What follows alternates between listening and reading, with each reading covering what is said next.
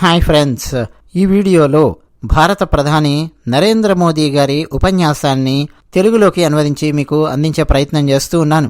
అన్నట్టు ఏం ఉపన్యాసం అంటారా? శుక్రవారం ఎన్డీఏ పార్టీకి చెందిన అందరు ఎంపీలను కూర్చోబెట్టి నరేంద్ర మోదీ గారు ప్రసంగించారు, చంద్రబాబు నాయుడు గారు ప్రసంగించారు, నితీష్ కుమార్ గారు ప్రసంగించారు, పవన్ కళ్యాణ్ గారు ప్రసంగించారు. అంటే నరేంద్ర మోదీ గారు ఏం మాట్లాడారు అన్నది, అంటే వారు హిందీలో మాట్లాడతారు కాబట్టి తెలుగులోకి మనం అనువదించి మాట్లాడుకుందాం. అన్నట్టు ఈరోజు నరేంద్ర మోదీ గారి ప్రమాణ స్వీకారం జరగబోతోందండోయ్, మిస్ అవ్వకండి. కొన్ని దేశాల అధ్యక్షులు కూడా నరేంద్ర మోదీ గారి ప్రమాణ స్వీకారానికి రాబోతూ ఉన్నారు. నరేంద్ర మోదీ గారు ఈరోజు ఒక రికార్డు స్థాపిస్తూ ఉన్నారు. భారతదేశంలో వరుసగా హ్యాట్రిక్ కొట్టినటువంటి ప్రధానమంత్రి జవహర్లాల్ నెహ్రూ తర్వాత ఇంకెవరూ లేరు. అన్నట్టు నెహ్రూ గారి కాలం వేరు. మనం 4-5 రోజుల క్రితమే చెప్పుకున్నాం. నెహ్రూ గారి టైంలో బలమైన విపక్షము లేదు. అసలు విపక్షమేంటి, బలమైన పార్టీలేవి కూడా లేవు. ఎందుకంటే భారతదేశానికి స్వాతంత్రం వచ్చిన తర్వాత అంతా కాంగ్రెస్ మయం ఆ టైప్లో చేసి పెట్టారు. మొత్తం అన్ని రాష్ట్రాలలో కాంగ్రెస్ కాంగ్రెస్ కాంగ్రెస్, ఎక్కడ చూసినా కాంగ్రెస్ ముఖ్యమంత్రి ఉంటాడు, కాంగ్రెస్ అధికారంలో ఉంటుంది. రాష్ట్రాలలో, దేశంలో కూడా కాంగ్రెస్ అధికారంలో ఉంటుంది. ఢీ కొట్టడానికి ఒక బలమైనటువంటి పార్టీ ఏది కూడా ఆపోజిషన్లో లేనటువంటి కాలంలో నెహ్రూ గారు వరుసగా 3 సార్లు ప్రధానమంత్రి అయ్యారు. భారతదేశానికి స్వాతంత్రం తీసుకొచ్చినటువంటి నాయకులలో నెహ్రూ గారు ఉన్నారు అని చాలామంది ప్రజలలో ఒక నమ్మకం కూడా ఉండేది ఆ రోజుల్లో. ఆ నమ్మకం మరింతగా బలపడ్డానికి అకాడమీ పుస్తకాలలో కూడా గాంధీ నెహ్రూల పేర్లేసి రుద్ది జనానికి అలవాటు చేసి వదిలేరు. సో ఆ దెబ్బతో వరుసగా నెహ్రూ గారు 3 సార్లు ప్రధానమంత్రి అయ్యారు. ఆ తర్వాత మరి ఇంకెప్పుడు కూడా హ్యాట్రిక్ ప్రధానమంత్రి అనేవారు ఎవరూ లేరు. మళ్ళీ ఇన్ని సంవత్సరాల తర్వాత ఇన్ని పార్టీలు, విపక్షంలో ఇన్ని పార్టీలు కలిసి ఉండి ఎదుర్కొన్నప్పటికీ వరుసగా 3వసారి నరేంద్ర మోదీ గారు ప్రధానమంత్రిగా ప్రమాణ స్వీకారం చేయబోతూ ఉన్నారు. అంటే చాలా చాలా గొప్ప విషయం. ఇక నరేంద్ర మోదీ గారు శుక్రవారం ఎన్డీఏ పార్లమెంటరీ పార్టీ నేతగా ఏకగ్రీవంగా ఎన్నికయ్యారు. ఆ సమయంలో కూటమి ఎంపీలను అలాగే భాగస్వామ్య పక్ష అధినేతలను ఉద్దేశించి ప్రసంగించారు. అందులో ఏం మాట్లాడారంటే, ప్రభుత్వ ఏర్పాటుకు మెజారిటీ అవసరం, నెంబర్స్ అవసరం, దేశాన్ని నడిపించేందుకు అన్ని విషయాల్లోనూ ఏకాభిప్రాయం మరింత అవసరం. 10 ఏళ్లుగా పార్లమెంటులో నాణ్యమైన చర్చలను ఎంతగానో మిస్ అయ్యాను. విపక్ష నేతలు ఈసారైనా సరే జాతి ప్రయోజనాలే లక్ష్యంగా పార్లమెంటులో అడుగు పెడతారని, అర్థవంతమైన చర్చలు చేస్తారని నేను ఆశాభావంతో ఉన్నాను. మన మధ్య పరస్పర వ్యతిరేకత ఉండొచ్చు, కానీ జాతి పట్ల వ్యతిరేకత ఉండకూడదు. ఇదే నేను విపక్షాలకు చేస్తున్న సూచన. అన్నట్టు స్వతంత్ర భారత చరిత్రలో ఎన్డీఏ అత్యంత బలమైన, అత్యంత విజయవంతమైన సంకీర్ణము. మా సంకీర్ణం 3 సార్లు పూర్తికాలం అధికారంలో కొనసాగింది. 4వసారి కూడా ప్రభుత్వాన్ని ఏర్పాటు చేయబోతోంది.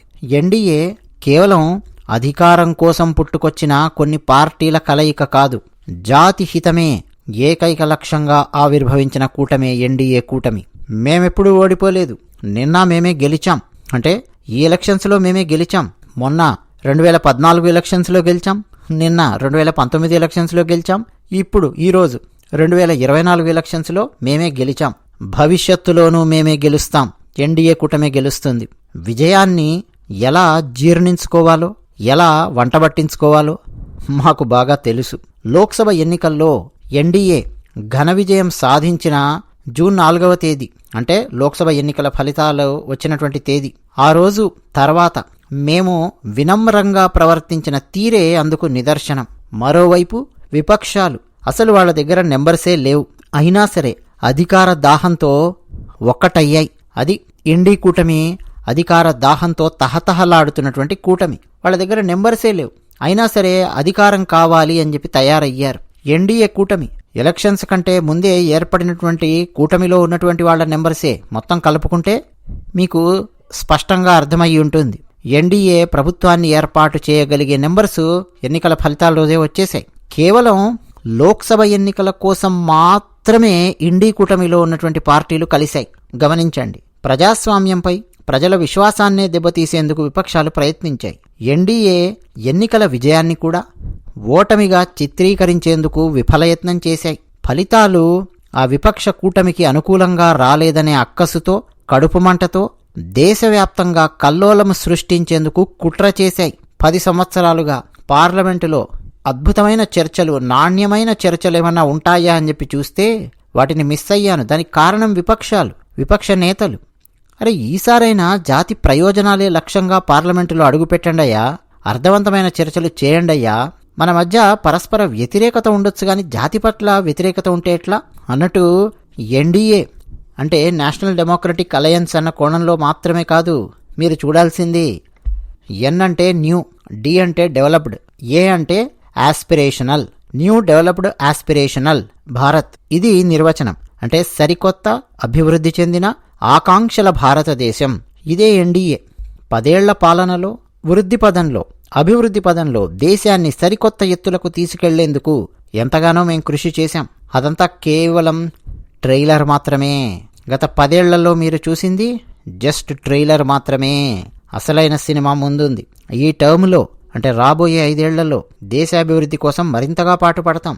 మేం కార్య సాధకులమని, కార్యదీక్షాపరులమని ప్రజలకు బాగా తెలుసు. సుపరిపాలనే మా కూటమికి పునాది. లోక్సభ ఎన్నికల విజయం పట్ల ఎన్డీఏ నేతలందరినీ నేను అభినందిస్తూ ఉన్నాను. అందుకు కార్య సాధకులైన, అందుకు కారకులైన లక్షలాది మంది కార్యకర్తలకు నేను ఇక్కడి నుంచే అభివాదం చేస్తూ ఉన్నాను. అలాగే ఎన్డీఏ నేతలందరూ కూడా కార్యకర్తలకు అభివాదం చేయండి. కేంద్రంలో ఏర్పడబోయే ఎన్డీఏ ప్రభుత్వం ప్రతి అంశంలోనూ భాగస్వామ్య పక్షాలన్నింటితో కలిసి కూర్చొని మాట్లాడి ఏకాభిప్రాయంతో జాతిహితమే లక్ష్యంగా సాగుతుంది. ప్రజలు మాకు స్పష్టమైన మెజారిటీ కట్టబెట్టారు. తద్వారా ప్రభుత్వాన్ని నడిపే అవకాశాన్ని మాకిచ్చారు. దీన్ని మేము సద్వినియోగం చేసుకుంటాం. దేశాన్ని సర్వతోముఖాభివృద్ధి పథంలోకి నడిపించడానికి ఖచ్చితమైనటువంటి ప్రయత్నం మేము చేసి తీరతామని నేను మాటిస్తూ ఉన్నాను. ఇక ఒకసారి విపక్ష పార్టీల గురించి ఆలోచిస్తే అందులో పెద్ద తలకాయ అని చెప్పుకుంటున్న కాంగ్రెస్ పార్టీ గురించి కాస్త మాట్లాడుకుందాం. అసలు ఆ పార్టీకి గత 3 లోక్సభ ఎన్నికల్లోనూ కలిపితే కూడా బీజేపీకి తాజా ఎన్నికల్లో వచ్చినన్ని స్థానాలు రాలేదు. కావాలంటే లెక్కబెట్టండి, లెక్కేయండి. 2014లో కాంగ్రెస్కు ఎన్ని సీట్లు వచ్చాయో లెక్కేయండి. 2019లో కాంగ్రెస్కి ఎన్ని సీట్లు వచ్చాయో లెక్కేయండి. 2024లో కాంగ్రెస్కు ఎన్ని సీట్లు వచ్చాయో లెక్కేయండి. ఆ 3 కూడండి. కూడారా? ఇప్పుడు 2024లో భారతీయ జనతా పార్టీ ఎన్ని సీట్లయితే ఎంపీ సీట్లు సాధించిందో అన్ని సీట్ల కంటే తక్కువ సీట్లే ఉంటాయి ఆ 3 లోక్సభ ఎన్నికలలో కాంగ్రెస్ పార్టీ తెచ్చుకున్నటువంటి ఎంపీ సీట్లన్నీ కలిపి. అర్థమవుతోంది కదా ఇది పరిస్థితి. అసలు ఈసారి ఆ కాంగ్రెస్ పార్టీ కనీసం 100 సీట్లు కూడా గెలవలేకపోయింది. ఈ ఎన్నికల్లో మరోవైపు ఎన్డీఏ అద్భుతమైన ప్రదర్శన చేసింది. దక్షిణాది రాష్ట్రాలలో ఎన్డీఏ జెండా ఎగిరింది. ఆంధ్రప్రదేశ్లో ఎన్డీఏ చారిత్రాత్మకమైన విజయం సాధించింది. కేరళలో తొలిసారి బీజేపీ ఖాతా తెరిచాం. తమిళనాడులో ఎన్డీఏ గణనీయమైన ఓట్ల శాతాన్ని నమోదు చేసింది. అద్భుతమైన ఓట్ల శాతాన్ని తమిళనాడులో సాధించాం. కర్ణాటక, తెలంగాణల్లో కాంగ్రెస్ ప్రభుత్వాలున్నాయి మీకు తెలుసు. అయినా సరే అతి తక్కువ సమయంలో ప్రజల విశ్వాసాన్ని కర్ణాటకలో, తెలంగాణలో ఉన్న కాంగ్రెస్ ప్రభుత్వాలు కోల్పోయాయి. 2 రాష్ట్రాల్లోనూ భారతీయ జనతా పార్టీకి భారీగా సీట్లు కట్టబెట్టారు. అటు ఒడిశాలో చూశారు కదా భారతీయ జనతా పార్టీ ఏ స్థాయిలో ముందుకు దూసుకెళ్లిందో. ఒడిశాలో ప్రభుత్వాన్ని ఏర్పాటు చేయబోతున్నాం. అటు అరుణాచల్ ప్రదేశ్లో క్లీన్ స్వీప్ చేసేశాం. అన్నట్టు మంత్రి పదవులు ఇప్పిస్తామంటూ వచ్చేవాళ్లను, ఫేక్ న్యూస్ను అసలు నమ్మకండి. ఎన్డీఏ ఎంపీలందరికీ నేను సూచిస్తూ ఉన్నాను. మీకు మంత్రి పదవులు ఇప్పిస్తాము, పైరవీలు చేయించి మంత్రి పదవులు ఇప్పిస్తాము, ఇలాంటివేమన్నా ఉంటే నమ్మకండి. ఎన్డీఏలో ఉన్నటువంటి ఆయా పార్టీల అధినేతలతో కలిసి కూర్చొని చర్చించి ఎవరెవరికి ఏ ఏ మంత్రి పదవులు ఇవ్వాలి, ఎవరెవరిని ఎట్లా భాగస్వాములను చెయ్యాలి అన్నది ఖచ్చితంగా చర్చించడం జరుగుతుంది. కానీ ఈలోపే ఆ మంత్రి పదవులు ఇప్పిస్తాం, ఈ మంత్రి పదవులు ఇప్పిస్తామని చెప్పి ఎవరైనా మీ దగ్గరికి వచ్చినా, అలాగే ఫేక్ న్యూస్, సోషల్ మీడియాలో ఏమైనా ఫేక్ న్యూస్ వచ్చినా సరే దాన్ని నమ్మకండి. ఇక ఇండీ కూటమి సంగతి ఒకసారి ఆలోచించండి. అది ప్రగతికి వ్యతిరేకం, ఆధునికతకు వ్యతిరేకం, టెక్నాలజీకి బద్ధ వ్యతిరేకం. విపక్షాలన్నీ పోయిన పాత శతాబ్దపు 20వ శతాబ్దపు బూజు పట్టిన పాత భావజాలంతో కొట్టుమిట్టాడుతూ ఉన్నాయి. అత్యంత శరవేగంగా పాతాళంలోకి దిగజారిపోతూ ఉన్నాయి. ఈవీఎంలపై చేసిన నిరాధారమైన విమర్శలు వాళ్ళ నుంచి వచ్చాయి. ఆ విమర్శలకు ఏం సమాధానం వస్తుందో ఆలోచించండి. చెప్పండి. ఈవీఎంల మీద, ఎన్నికల సంఘం మీద అనుమానాలు రేకెత్తించేందుకు, అనుమానాలు పుట్టించేందుకు ఎన్నికల ప్రక్రియ ఆశాంతం గత 2 నెలల నుంచి విపక్షాలు శక్తి వంచన లేకుండా కృషి చేశాయి. ఈవీఎంల మీద విషం కక్కడం, ఈవీఎంల పనితీరును విమర్శించడం, నిరాధారంగా ఎలక్షన్ కమిషన్ను విమర్శించడం, ఇదే పని పెట్టుకున్నాయి. సుప్రీంకోర్టుకు వెళ్లి కేసులేసి ఎలక్షన్ కమిషన్ పనితీరును అడ్డుకోవాలని ప్రయత్నం చేశాయి. వాటి తీరు చూసి ఫలితాలొచ్చాక ఏకంగా ఈవీఎంలకు శివయాత్ర చేస్తారేమో అని చెప్పి కూడా నేను అనుకున్నాను. తీరా ఫలితాలు చూశాక విపక్షాల నోళ్లన్నీ మూతబడ్డాయి. ఒక్కరు కూడా ఈవీఎంల గురించి నోరెత్తట్లేదు. గమనించారా మీరు? ఈవీఎంలు ఇంకా బతికే ఉన్నాయా, చచ్చిపోయాయా అని ఫలితాలొస్తున్న క్రమంలో ఒకరిని నేను అడిగాను. అంటే వాళ్ళకు కాస్త అనుకూలంగా ఫలితాలొస్తే ఇక ఈవీఎంలు పనిచేస్తూ ఉన్నట్టే. వాళ్లకు అంటే వాళ్ళు ఊహించినంత ఫలితాలు గనక రాకపోతే ఇక ఈవీఎంలు పనిచేయనట్టు. ఇది విపక్షాల పనితీరు. వ్యవస్థలను నమ్మకపోతే ఎట్లా, సిస్టమ్ను నమ్మకపోతే ఎట్లా, టెక్నాలజీని నమ్మకపోతే ఎట్లా, మన ఎలక్షన్ కమిషన్ను మనమే నమ్మకపోతే ఎట్లా? ఇది విపక్షాలు చేసినటువంటి పని. అంతేకాదు భారతదేశాన్ని అంతర్జాతీయంగా కూడా అప్రతిష్టపాలు చేయడం కోసం శక్తి వంచన లేకుండా విపక్షాలన్నీ ప్రయత్నం చేశాయి. అటువంటి ఈ విపక్షాలను భారత జాతి ఎన్నటికీ క్షమించదు. మరొక్కసారి ఇక్కడికొచ్చిన ఎన్డీఏ కూటమిలో ఉన్నటువంటి పార్టీల ఆయా ఎంపీలందరినీ నేను అభినందిస్తూ ఉన్నాను. అన్నట్టు ఇక్కడ కూర్చున్నాడే పవన్, ఇతను పవనం కాదు, ఇతను ఒక తుఫాను, అద్భుతాలు సృష్టించాడు. అలాగే ఆంధ్రప్రదేశ్ ఎన్నికలు, ఎన్డీఏ కూటమి, చంద్రబాబు నాయుడు గారు టీడీపీ, పవన్ కళ్యాణ్ జనసేన, అలాగే మేము భారతీయ జనతా పార్టీ నుంచి 3 కలిపి ఒక కూటమిగా పోటీ చేసి ఆంధ్రప్రదేశ్లో సరికొత్త చరిత్రను సృష్టించాయి. ఆంధ్రప్రదేశ్ అభివృద్ధికి అన్ని విధాలుగా మా సహకారం ఖచ్చితంగా ఉండి తీరుతుంది. అలాగే బీహార్ అభివృద్ధికి ఖచ్చితంగా మా సహకారం ఉండి తీరుతుంది.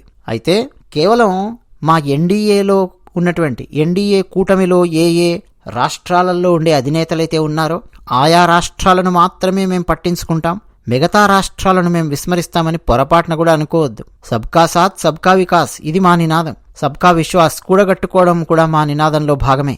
అన్ని రాష్ట్రాలను మేము అభివృద్ధి చేస్తాం.